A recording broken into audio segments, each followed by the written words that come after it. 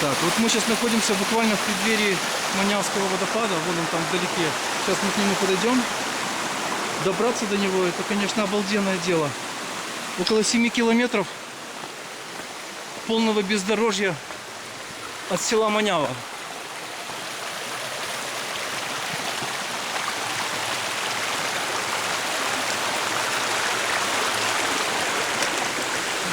Ой!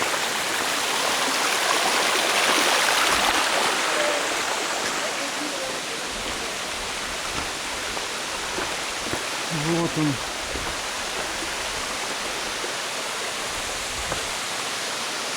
Красавец.